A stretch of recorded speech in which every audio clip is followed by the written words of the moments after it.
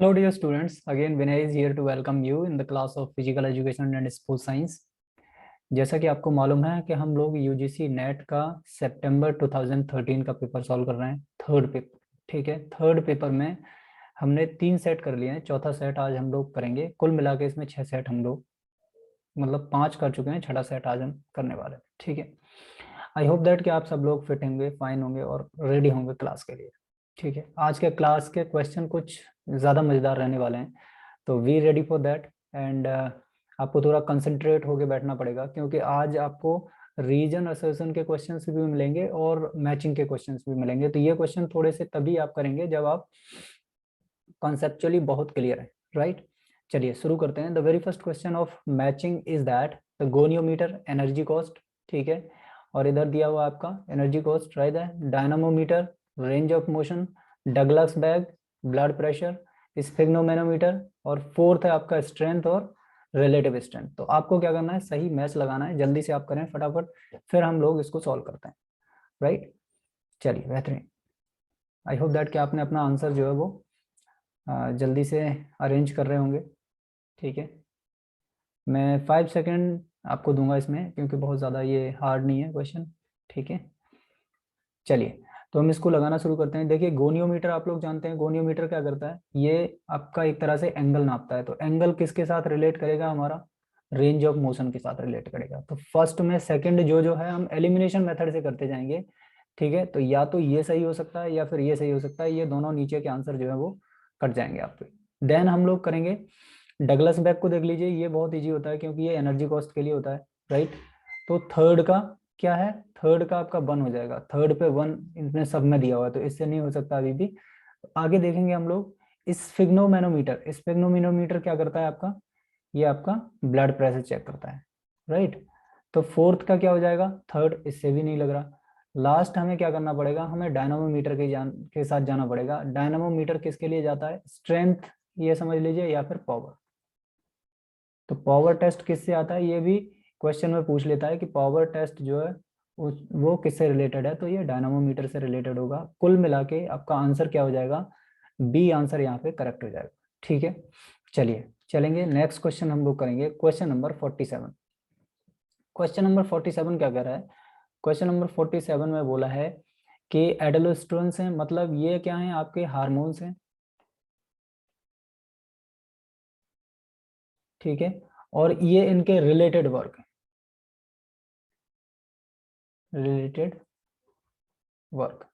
अब आपने क्या करना है, मैच करना है। चलिए फटाफट जल्दी से मैं देता हूं आपको 10 सेकेंड, आप जल्दी से इसको मैच करिए और हम लोग नेक्स्ट क्वेश्चन करेंगे फिर। ठीक है, चलिए जल्दी से करें आप फटाफट। Okay, very nice. सो अगर हम इसमें, मैंने पहले भी बताया कि हम लोग क्या करते हैं, सबसे पहले वो वाला जो मैच कर लेते हैं जो हमें सबसे ज्यादा मालूम होता है। देखिए एंटी डायरेटिक्स किससे रिलेटेड है, डायरेटिक्स का मतलब ही आप ये समझ लीजिए, डायरेटिक्स का मतलब आपसे किससे होगा, वाटर से, या फिर क्या कह सकते हो, फ्लूइड बैलेंस। फ्लूइड बैलेंस से रिलेटेड आपका होगा। ठीक है, तो थर्ड का सेकंड देखिए किस में है, थर्ड का सेकंड सिर्फ बी में मिल रहा है, मतलब आंसर आपका बी होगा। अब बाकी चीजों को आप देख लो। ठीक है, चलिए देखते हैं। डायरेटिक्स हो गया, बाकी स्टेरॉइड का अगर आप देखेंगे तो स्टेरॉइड का आप सब लोग जानते हैं, ये क्या करता है, प्रोटीन का सिंथेसिस में हेल्प करता है। ठीक है, देन पैराथायराइड के लिए जाएंगे हम लोग। पैराथायराइड का मतलब क्या है, पैराथायराइड हमारा कैल्शियम के रेगुलेशन के साथ हेल्प करता है हमारी। देन एल्डोस्टेरोन, एल्डोस्टेरोन क्या करता है, हमारा ब्लड प्रेशर को कंट्रोल करता है। ठीक है, इतनी सी बात आपको आई होप दैट के क्लियर हो जानी चाहिए। अच्छा, एक और क्वेश्चन यहाँ से बनता है, जैसे ब्लड प्रेशर के साथ अगर बात आती है कि ब्लड प्रेशर को कंट्रोल कौन करता है, हार्ट जो है वो ब्लड प्रेशर को कंट्रोल करता है। उस समय पे जो नर्वस सिस्टम है हमारा, उसमें ब्लड प्रेशर को इंक्रीज और डिक्रीज करने का काम जो है वो किस टाइप का सिस्टम जो है वो करता है, तो वो कौन सा करता है, वो आपका करता है सिंपैथेटिक नर्वस सिस्टम, सिंपैथेटिक और पैरासिम्पैथेटिक। तो ये दोनों चीजों को भी आप याद रखेंगे कि जब भी ब्लड प्रेशर बढ़ेगा या ब्लड प्रेशर घटेगा, तो इनके रेगुलेशन का काम कौन करेगा, हर्ट करेगा, और किसकी हेल्प से करेगा, सिंपैथेटिक और पैरासिम्पैथेटिक नर्वस सिस्टम। ठीक है, बी आंसर इसमें करेक्ट हो जाएगा। करेंगे नेक्स्ट क्वेश्चन, चलिए ठीक है। जल्दी से आप पढ़ें और इस क्वेश्चन का आंसर करें। Length of bar in parallel bar is length of पोमेल horse at the top, length of vaulting table and length between the attachment points in horizontal बार। इसमें कितनी कितनी लेंथ आपकी होगी, फैक्चुअल क्वेश्चन है, सट से आपने आंसर लगा देना। ठीक है, चलिए जल्दी से आप आंसर करें फटाफट।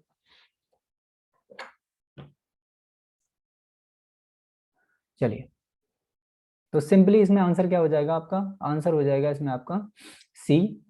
जैसे कि इसमें बहुत ज़्यादा कुछ करने के लिए है नहीं, सिंपली आपने मैच करना है जो आपकी जो एंटिटीज दी हुई हैं।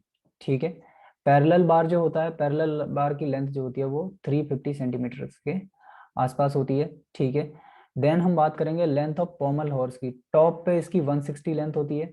ठीक है, then length of vaulting table को अगर हम देखेंगे तो ये 120 होती है, देन हॉरिजॉन्टल बार जो है 240। सी आंसर इसका करेक्ट हो जाएगा। करेंगे नेक्स्ट क्वेश्चन, क्वेश्चन नंबर 49। ठीक है, चलिए इसको समझें और इसको करें। ये क्वेश्चन अच्छा क्वेश्चन है, आपको और अच्छे से समझ में आएगा। ठीक है, ये जब मैनेजमेंट मैंने आपको पढ़ाया था, स्पोर्ट मैनेजमेंट आपको पढ़ा रहा था हल्का फुल्का, तभी मैंने इस सीजन की जो क्लास ली थी कोरोना के बाद, वो पहली क्लास ली थी और पहली क्लास में इन सारी चीज़ों को डिफाइन किया था मैंने। ठीक है, इस क्वेश्चन से रिलेटेड क्वेश्चन भी हम लोग कर चुके हैं, तो आई होप दैट कि इस क्वेश्चन को करने में आपको बहुत ज़्यादा परेशानी नहीं होने वाली है। ठीक है, इसमें क्या है कि एक तरह से यहाँ पे मैनेजमेंट की बात की गई है। ठीक है, मैनेजमेंट को आपने क्या करना है, मैच करना है किसके साथ, स्किल्स के साथ, कि किस पर्टिकुलर लेवल पे स्किल जो है वो किस तरह से आपका वर्क करता है। ठीक है, चलिए सिंपली आई होप दैट कि चलिए आपने आंसर लगा लिए होंगे। अब मैं इसको सॉल्व करना शुरू करता हूँ। ठीक है, ये टॉप लेवल मैनेजमेंट की अगर हम बात करें तो टॉप लेवल मैनेजमेंट हमारा किसके साथ रिलेट करता है, ये रिलेट करता है टेक्निकल स्किल्स के साथ। अगर आपके पास टेक्निकल स्किल्स नहीं है, ठीक है, तो आप टॉप लेवल मैनेजमेंट में आप नहीं जा सकते। ठीक है, देन सुपरवाइजरी की बात करी जाए तो सुपरवाइजरी में क्या है, सॉरी, टॉप लेवल मैनेजमेंट के पास कॉन्सेप्चुअल स्किल्स होने चाहिए। ठीक है, सुपरवाइजरी मैनेजमेंट जो है वहां अगर आप जाएंगे तो टेक्निकल स्किल्स के साथ जाएंगे। ठीक है, मिडिल लेवल मैनेजमेंट में ह्यूमन स्किल्स के साथ, देन सेकेंडरी मैनेजमेंट में क्या है आपके पास एडिशनल स्किल्स होना जरूरी है। ठीक है, तो इसमें आंसर क्या आपका डी आंसर आपका करेक्ट हो जाएगा। ठीक है, हम लोग चलेंगे नेक्स्ट क्वेश्चन के साथ। ठीक है, ओके, ऑलराइट, देन हम आते हैं प्लानिंग पे। ये तो इजी सा क्वेश्चन है, इसको आप झट से कर लेंगे।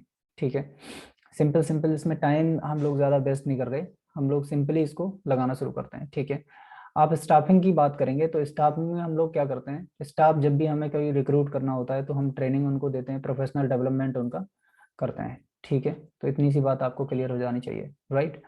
देन लीडिंग की बात करोगे तो लीडिंग में आपकी गोल सेटिंग की तरफ चली जाएगी। ठीक है, राइट। देन प्लानिंग आपकी किसके साथ जाएगी, गोल सेटिंग के साथ। जब आप प्लान करते हैं तो गोल अपना सेट करते हैं। ठीक है, देन उसके बाद आप आएंगे कंट्रोलिंग। कंट्रोलिंग आप किस कब करते हैं, जब आप मॉनिटरिंग करते हैं किसी चीज की। बिना मॉनिटरिंग के आप कंट्रोलिंग नहीं कर सकते, क्योंकि आपको पता ही नहीं चलेगा कि क्या चल रहा है आपके ऑर्गेनाइजेशन में, राइट। देन लीडिंग किस में आएगी, कॉन्फ्लिक्ट रेजोल्यूशन, कि कोई भी कॉन्फ्लिक्ट है तो उसको जो लीडर है आपका वो क्या करेगा, वो रिजोल्व कर देगा और आपको किसी तरह की कोई समस्या होगी नहीं। ठीक है, तो फोर्थ का क्या है, सेकंड, मतलब सी आंसर आपका करेक्ट हो जाएगा। ठीक है, चलिए नेक्स्ट चलेंगे हम लोग क्वेश्चन नंबर 51। क्वेश्चन नंबर 51 क्या कह रहा है, इसको समझिए, देखिए इसको। और ये क्या है, ये आपका जस्ट ए फैक्चुअल क्वेश्चन है, तो इसमें बहुत ज़्यादा हमारे पास करने के लिए कुछ है नहीं। चलिए हम पढ़ लेते हैं इसको एक बार, कि जो ग्रुप एनवायरनमेंट क्वेश्चन आयर है, test of attentional and interpersonal style, sport competitive anxiety test, athletic coping skill inventory, Smith, सुज Smoll, Patrick and Martin, Robert and Nideffer, Karen, Vealey, Vladimir, इनमें से कौन सा आंसर आपका करेक्ट होगा। तो इसका जो है वो सी आंसर करेक्ट हो जाएगा। हम लोग बढ़ेंगे नेक्स्ट क्वेश्चन की तरफ। क्वेश्चन नंबर 42 देखेंगे। क्वेश्चन नंबर 42 भी लगभग सेम ही टाइप का है, राइट।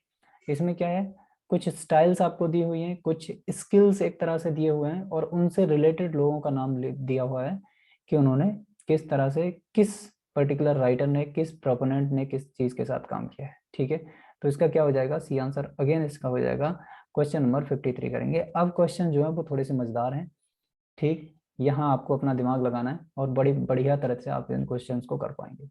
इन क्वेश्चंस को हम क्या बोलते हैं, रीजन असर्शन क्वेश्चंस बोलते हैं। कुछ एक आपको असर्शन दिया रहेगा, देन एक रीजन दिया रहेगा आपके असर्शन को सपोर्ट करने के लिए।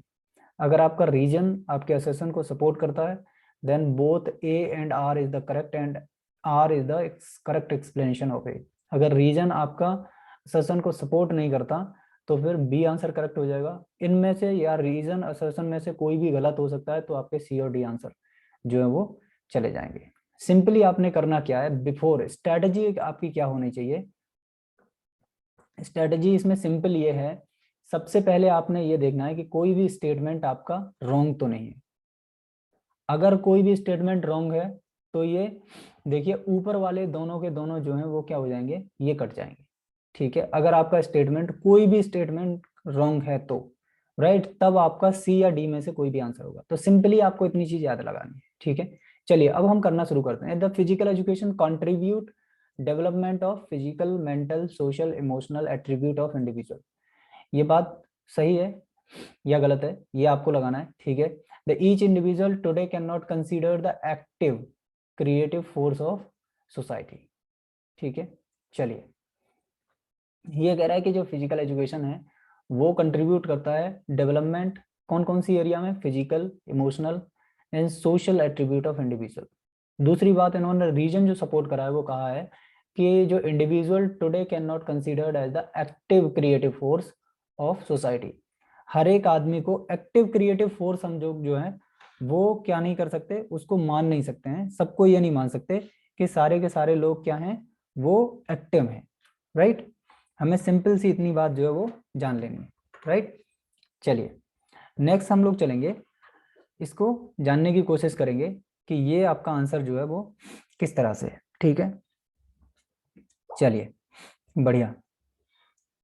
तो आप इसको सिंपली देखिए कि रीजन, ये आपका असर्शन बिल्कुल करेक्ट है, इसमें कोई दो राय नहीं है कि जो फिजिकल एजुकेशन है वो आपका ज्यादा से ज्यादा डायमेंशंस फिजिकल एजुकेशन की अगर बात करें तो वो फिजिकल, मेंटल, सोशल, इमोशनल इन सारी चीजों को बैलेंस करके चलता है। राइट, लेकिन जो दूसरे स्टेटमेंट कहा है कि स्टेटमेंट में कह रहा है कि each and individual today can not be considered as the active and creative force. ये भी बात सही है, गलत ये भी नहीं है, लेकिन ये क्या है, ये इस रीजन को सपोर्ट नहीं कर रहा है। इस रीजन को सपोर्ट का क्या मतलब होता है, कुछ इस तरह समझिए, जैसे आपका असर्शन है और ये एक रीजन है। असर्शन क्या कह रहा है, ये कह रहा है कि आपको gravity, for example sorry, at equator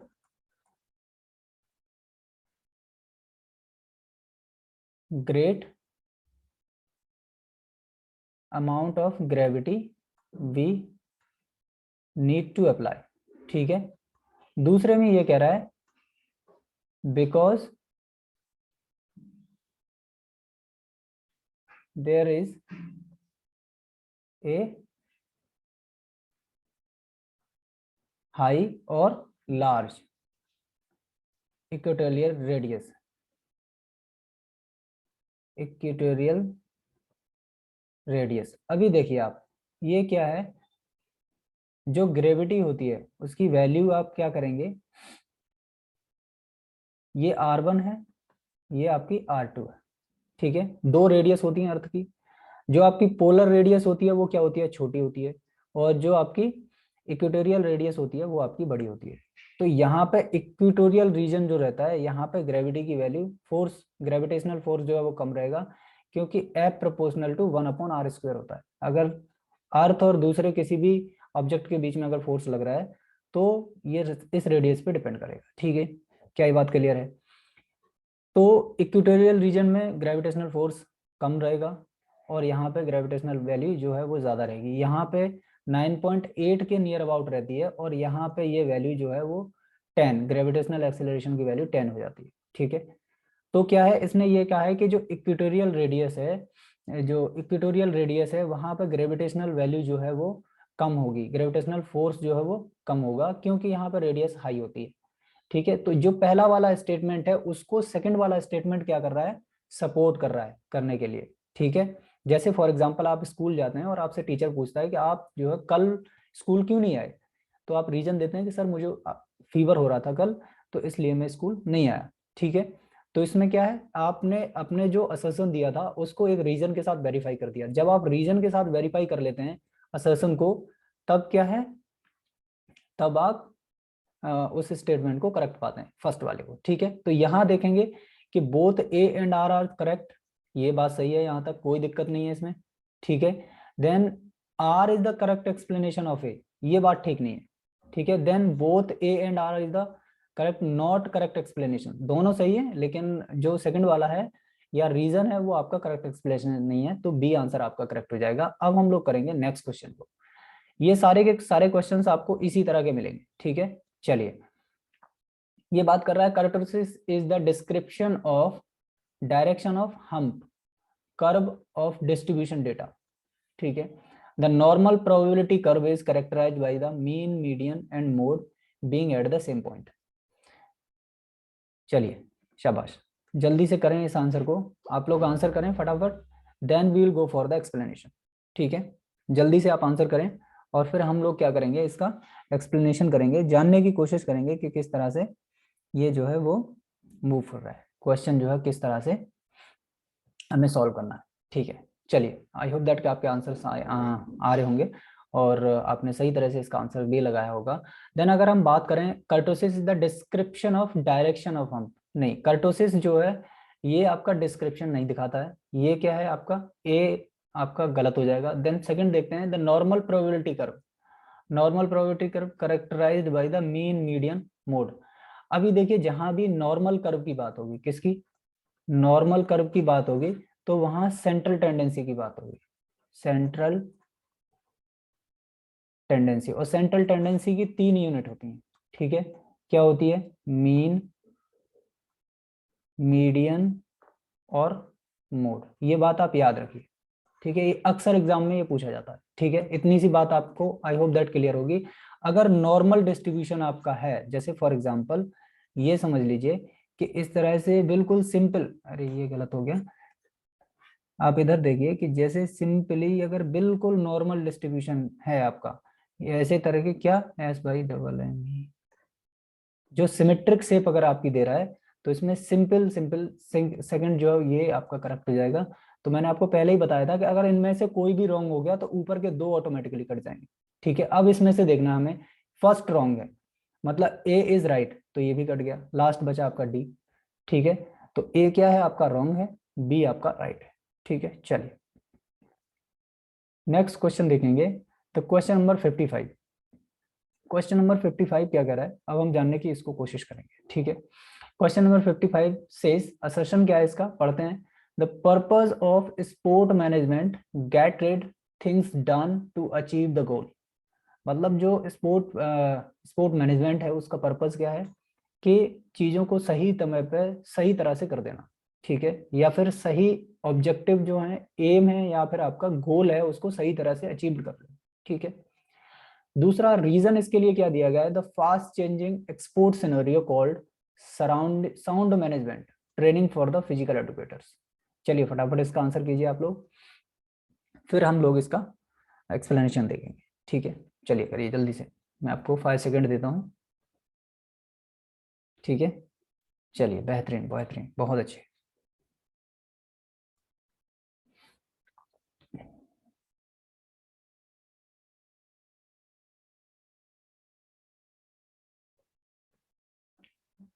चलिए, सिंपल सा क्वेश्चन है, जल्दी से फटाफट आप आंसर करें।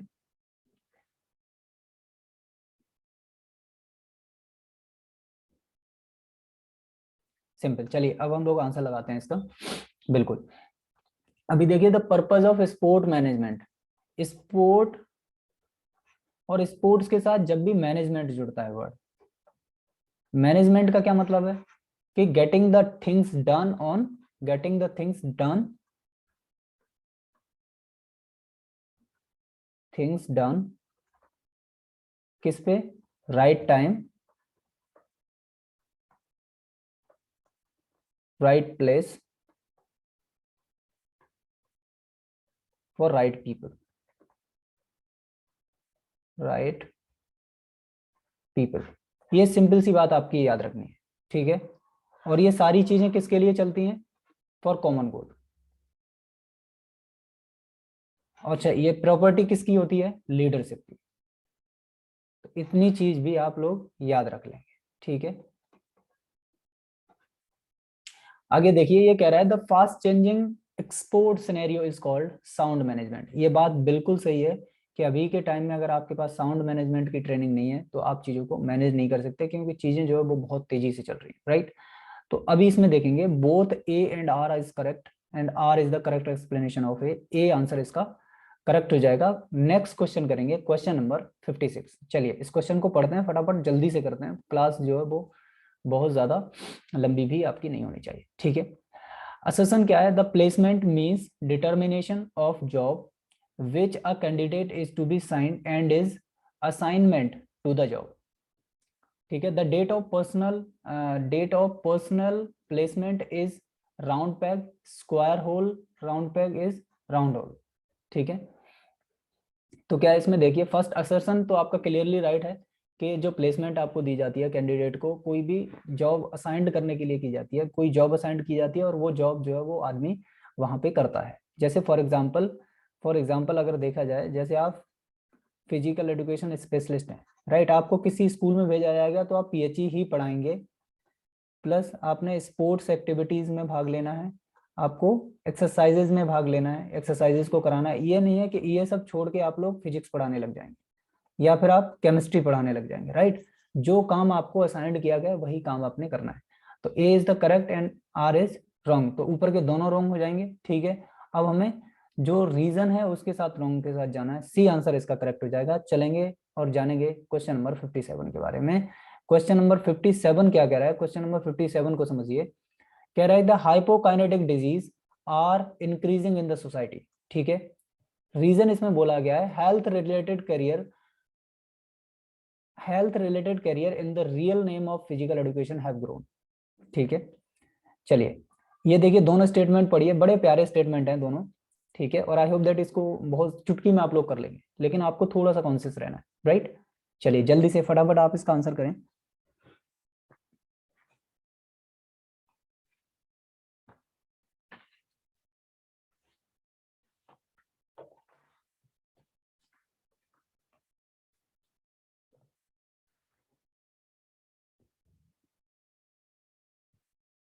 यस, ये थोड़ा सा यहाँ पे गलत हो गया, इसको सही कर लीजिए।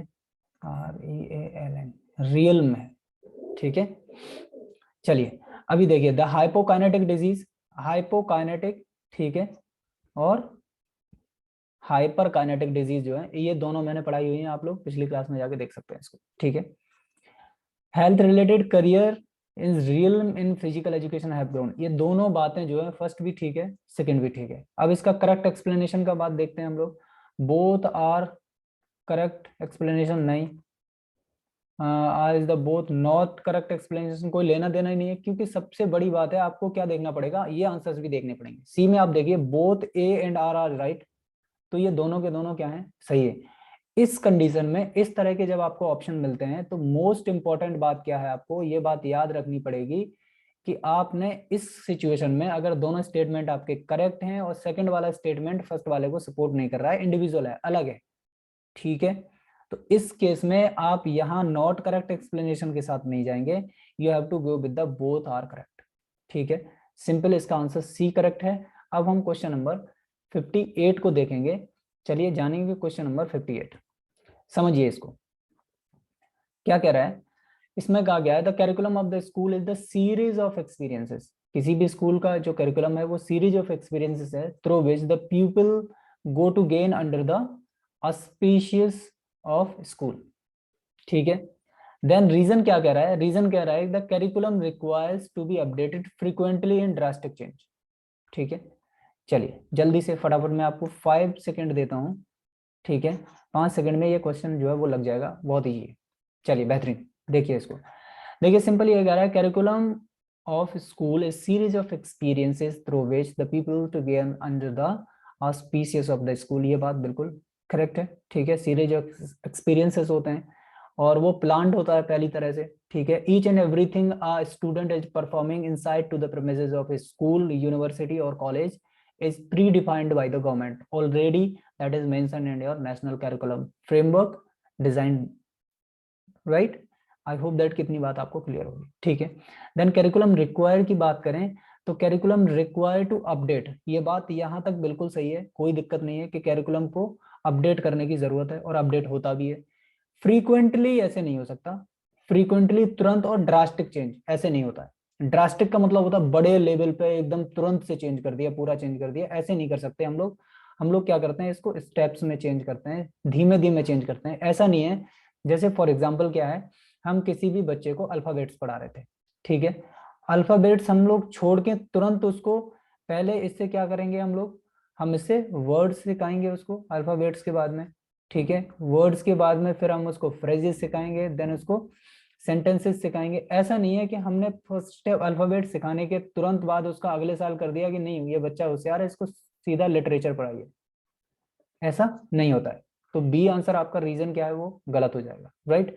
तो अब देखते हैं इसमें first is right and R is wrong, क्या हो जाएगा, सी आंसर आपका करेक्ट हो जाएगा। अब क्वेश्चन नंबर पेनल्टीमेट क्वेश्चन करेंगे, मतलब सेकंड लास्ट क्वेश्चन आज का, ठीक है। चलिए देखिए, इसको पढ़िए और समझिए। ये क्या कह रहा है, given below two statement, simple सी बात है, पहले जो चीजें लिखी हुई हैं उनको बहुत ज्यादा पढ़ने की तो जरूरत है नहीं, हमें रीजन पढ़ना है अपना, और क्या पढ़ना है, असर्शन पढ़ना है, और उसको इन्फ्रेंस करना है कि ये जो दोनों जो हैं वो किस तरह रिलेटेड है। The teacher must go under the good physical education professional preparation program to be successful physical education teacher. क्या ये बात सही नहीं है, ये बात बिल्कुल करेक्ट है, ठीक है। कि कोई भी अगर अब इवन दैट चाहे आप फिजिकल एजुकेशन टीचर बनना चाहते हैं, चाहे कोई भी आप दूसरे टीचर बनना चाहते हैं, you have to get a better professional program so that you could be a skillful teacher, so that you could propel your strategies, your planning, your skills to your students on the good efficiency, ठीक है। अच्छी efficiency के साथ आप उसको propel कर पाए, आप उसको सर्व कर पाए अपने स्टूडेंट्स के लिए। आगे इसमें रीजन क्या दिया है, the successful physical education teacher must be a good sportsman.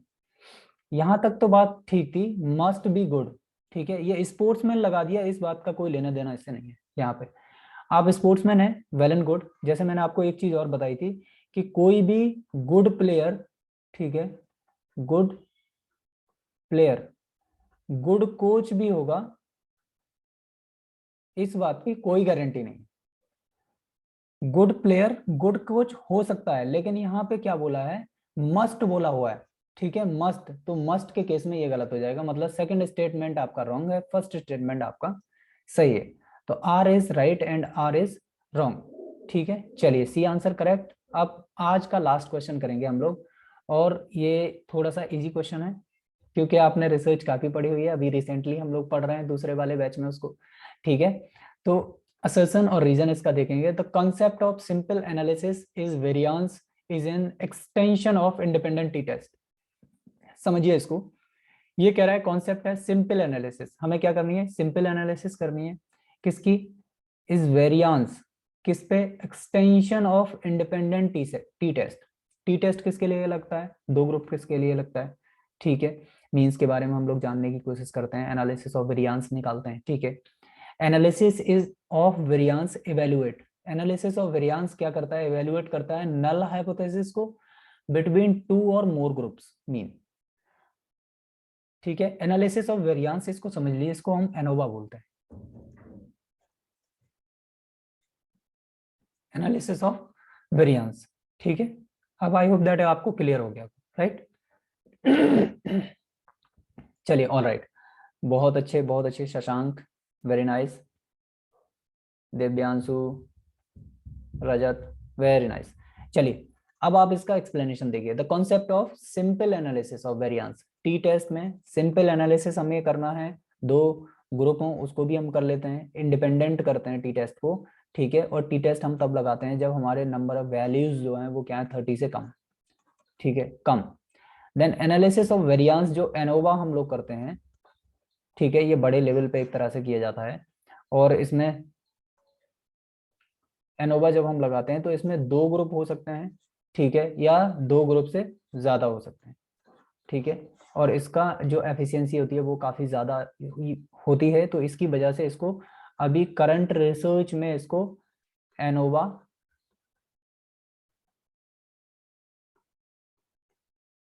MANOVA, मैनकोवा, इनका काफ़ी यूज़ किया जाता है, ठीक है। हाँ, SPSS एक अलग ये सॉफ्टवेयर है, ठीक है। इसकी बात हम लोग करेंगे जब कोई भी क्वेश्चन आएगा, then we will discuss on this one, ठीक है। सो माय डियर स्टूडेंट्स, आज की क्लास जो है हम क्या करेंगे, यहीं पे ख़त्म करेंगे, क्योंकि ढेर सारी चीज़ें थी वो आज हमने कर ली हैं, और एक लास्ट क्लास बची हुई है हमारी। लास्ट क्लास में हम लोग क्वेश्चन नंबर 61 से लेकर 75 तक के क्वेश्चन करेंगे, और 2013 का जो पेपर है हमारा वो पूरा का पूरा खत्म हो जाएगा। उसके पास बाद हम लोग बैक स्क्रीन पे लौटेंगे जहाँ से हम लोग पढ़ रहे थे, ठीक है। क्योंकि पढ़ने के साथ साथ हमें क्वेश्चंस लगाना भी जरूरी है। क्वेश्चन लगाना क्यों जरूरी है मेरे प्यारे बच्चों? उसका सीधा सिंपल सा एग्जांपल ये है कि आपने पढ़ा और आपने बहुत सारा पढ़ लिया, ठीक है, लेकिन आपको ये पता कैसे चलेगा कि आप सही पढ़ रहे हैं, राइट? जब तक आप पढ़ने के बाद में क्वेश्चन आंसर्स नहीं लगाएंगे, अपने आप को एवेल्युएट नहीं करेंगे, सेल्फ एवेल्युएशन नहीं करेंगे, तब तक आपको ये पता नहीं चलेगा कि आपने जो पढ़ा था वो सही था या नहीं।